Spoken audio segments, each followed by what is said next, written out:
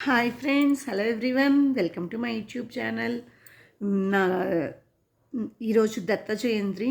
నాకు జన్మనిచ్చిన తల్లిదండ్రులకి, అలాగే నన్ను పోషించిన మా వాళ్ళందరికీ, అలాగే నా గురువైన శ్రీమతి నాగదాసిని మాతాజీ అయిన మా అమ్మమ్మ గారికి పాదాలకి నమస్కారం చేసుకుంటూ, నన్ను ఎంతగానో ఆలరిస్తున్న మీ అందరికి కూడా థ్యాంక్స్ చెప్పుకుంటూ, ఇప్పుడు మనం నెక్స్ట్ గురుపాదికా స్తోత్రం చదువుదాం. గురు అనగానే మనం నిత్యం పఠించే శ్లోకం ఒకటి ఉంది, మీకు గుర్తుందా? గురుర్బ్రహ్మ గురుర్విష్ణు గురుర్దేవో మహేశ్వర గురు సాక్షాత్ పరం బ్రహ్మ తస్మై శ్రీ గురవే నమ.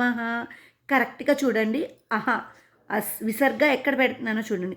గురుర్బ్రహ్మ బ్రహ్మ, గురుర్విష్ణు విష్ణు, గురుదేవో కాదు, గురుదేవో మహేశ్వర, గురుర్ సాక్షాత్ పరబ్రహ్మ కాదు, పరం బ్రహ్మ. పరం అంటే అన్ని లోకాలకి పరం బ్రహ్మ. తస్మై శ్రీ గురవే నమః. ఇప్పుడు అత్యంత పవిత్రమైన శ్రీ గురుపాదికా స్తోత్రం పారాయణం చేద్దాం.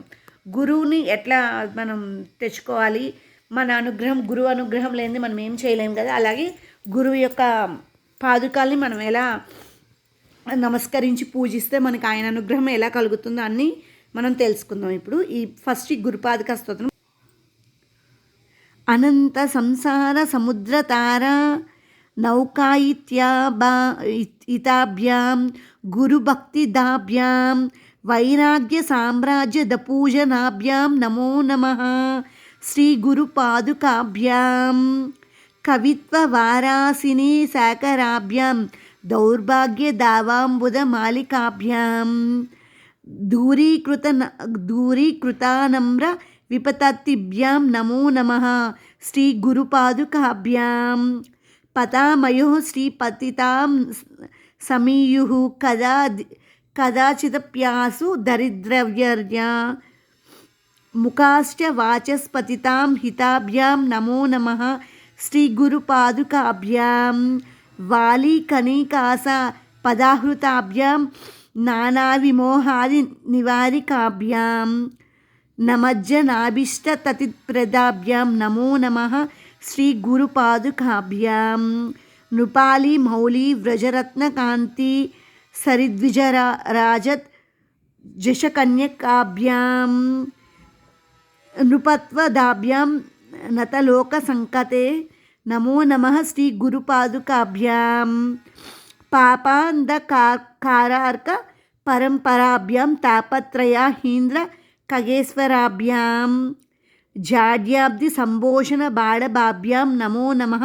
శ్రీ గురుపాదుకాభ్యాం సమాధిషట్క ప్రదనైభవాభ్యాం సమాధిదాన ప్రతదీక్షితాభ్యాం రమాదవాంగ్ర స్థిరభక్తిదాభ్యాం నమో నమః. శ్రీ గురుపాదుకాభ్యాం స్వార్చాపరాణం అఖిలేశదాభ్యాం స్వాహ సహాయాక్ష దురందాభ్యాం స్వాంతాచ భావప్రద పూజనాభ్యాం నమో నమః. శ్రీ గురుపాదుకాభ్యాం కామాది సర్పవ్రజాగారూఢాభ్యాం వివేక వైరాగ్య నిధిప్రదాభ్యాం బోధప్రదాభ్యాం ధృతమోక్షదాభ్యాం నమో నమః. శ్రీ గురుపాదుకాభ్యాం సంపూర్ణం. ఇదండి శ్రీ గురుపాదుకా స్తోత్రం. అలాగే ఇప్పుడు మనం ఒకటి తెలుసుకుందాం, గురువుని పూజించడం.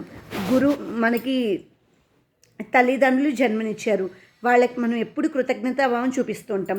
అలాగే గురువు మనం ఎట్లా వెళ్ళాలి, ఏ దిశలో వెళ్తే మనం మంచిగా వెళ్తాం అనేది మనకి గురువే కదా పూజించేది.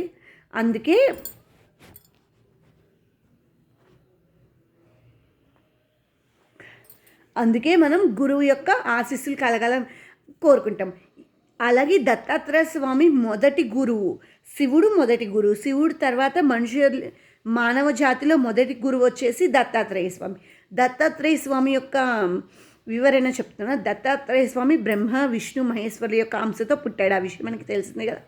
ఆయనకి 3 తలకాయలు 6 చేతులు ఉంటాయి, చుట్టూ 4 కుక్కలు ఉంటాయి. అలాగే వెనకాల సరస్వతీదేవి అయిన అంశ అయిన ఆవు ఉంటుంది. ఆయన ఇలా అందరికీ కనిపిస్తూ ఆయన అనుగ్రహాన్ని ప్రసాదిస్తూ ఉంటాడు.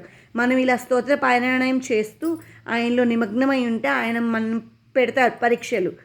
ముందుగా ఆయన అనుగ్రహం చూపించడు.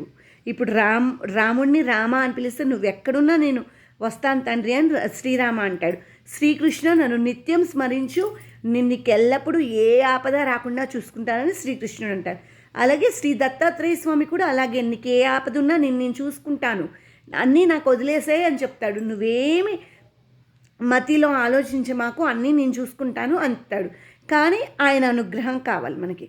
ఆయన అనుగ్రహం కావాలంటే మనం పెట్టే ప్రతి పరీక్షలో నెగ్గుతూ ఉంటే తప్పకుండా ఆయన యొక్క అనుగ్రహం మనకు కలుగుతుంది. ఆయన అనుగ్రహం కలిగితే ఆయన ఇచ్చేవి మనం తీసుకునేవి వాటికి ఇంకా మనకి అంతు లేదు. మనం అడుగుతూ ఉంటే ఇస్తూ ఉంటాడు ఆయన.